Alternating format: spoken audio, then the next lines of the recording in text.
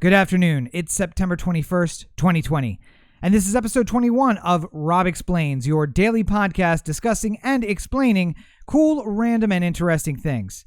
I'm Rob. Thanks for joining me. In a previous episode, I made you see your nose, maybe for the first time in a long time without a mirror. This time, we're going to talk about another feature of your face, but not one that you see every day and just ignore. This time, we're going to talk about the chin. Now, chins are weird. And I say weird because humans, meaning Homo sapiens sapien, is the only animal to have or to ever have had a chin. Think about it. Even our closest modern relatives, great apes and primates, don't have a chin.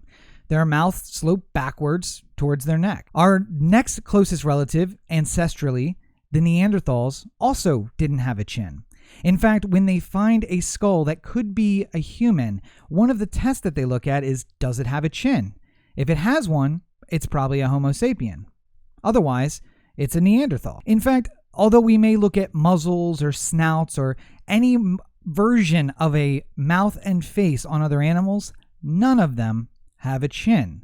So why do you have a chin? Well, there are three main theories about chins and how they developed. The first is that the chin helps us chew our food. The mandible, or the lower jaw, is a complex set of interweaving bones and muscles that has developed over thousands of years to help change our diets and help us chew our food better to get the most nutrients from it. And because humans have used fire for 100,000 years in order to cook food, maybe it's a development because of that dietary change that we have that no one else has or has ever had. But studies have shown that the chin does nothing to help us chew our food. In fact, great apes and primates have an extra bone on the inside of their mouth to chew food, and that would actually be helpful in chewing.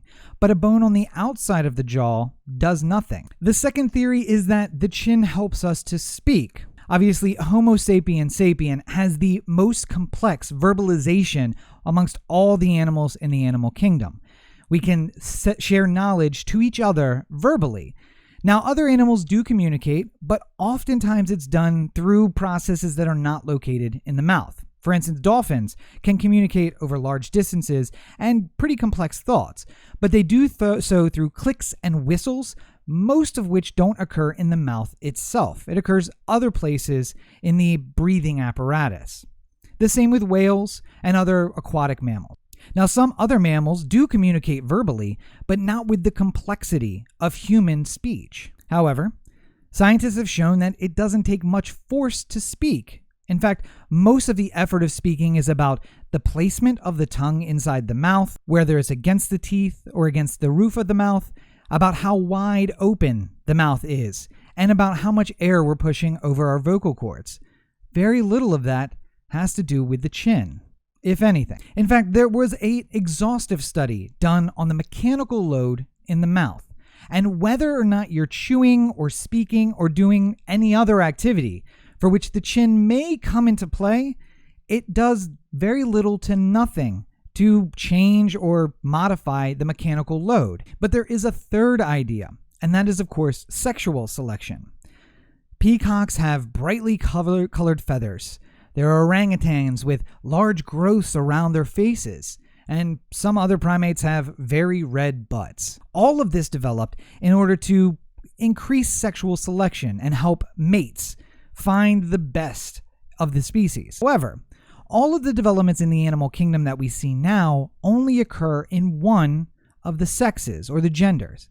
Either the male or the female will develop a sexually selected characteristic, like the male chimpanzee or the male orangutans who have the growths next to their face, or the male peacock with the brightly colored feathers.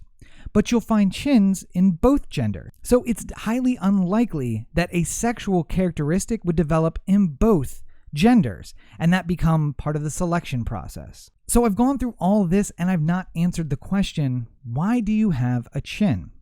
Well, the fact is that the chin may be a non-adaptive trait. That is, one that arose as a byproduct of something else developing. In both anatomy and architecture, we have a concept called spandrels. In architecture, spandrels began as the section below a dome that helped support the dome above. And often these are beautifully ornate, so much so that you would think this is where they started with the design and the dome and the arches came after. But in fact, the way that the load bearing is on that building, the spandrels became necessary in order to support the dome over arches. They are a byproduct of development somewhere else. Similarly, the chin may be a byproduct of another development. As we began using fire for cooking and chewing became less difficult because foods became softer, our jaw generally started to shrink. Again, Neanderthals have a much larger and pronounced jaw than modern humans. Perhaps, as the jaw and the human skull changed shape, the end of the mandible just became more pronounced and a chin developed. And there was no real adaptation that brought it about, but as things started shifting around to make room, the chin developed naturally. And this is the strongest theory, because other parts of your face have changed as compared to our ancient ancestors as well. We don't have a pronounced brow anymore that you would see in Neanderthals. We also have a hollow point in the face below the cheekbones that aren't found in our ancient ancestors. Both of these developments came not because they were adaptations in themselves, but as the facial bones and the skull bones rearranged themselves as needed for adaptation, these features just developed as a byproduct. But even a byproduct may have a purpose. As the jaw began to shrink and the bones realigned, it retained the same density of bone in order to keep the strength up. By just losing that bone, perhaps our faces would have been too weak to sustain damage. So by moving that bone into a projection on the front of the face, we were able to keep up bone density and maintain the same strength that we had in our ancestors with larger jaws, even though those larger jaws weren't necessary for speaking or for chewing anymore. But it's a lot to think about. Whether you're like Jay Leno with a very pronounced chin, or yours is more subdued, this is a common trait that all humans have and only humans have. And it's one that you see every day when you look in the mirror. Now, you just may know a little more about it. Thank you for joining me for this episode of Rob Explains.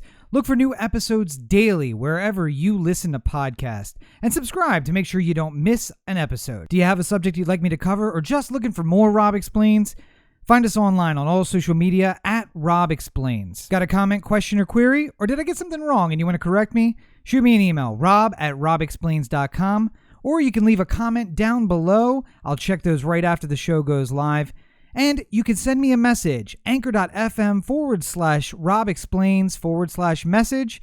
And in the form of a voicemail, I can actually include it in a future episode. Once again, thank you for joining me. Until next time, this is Rob. Take care of yourselves and each other. Have a great day.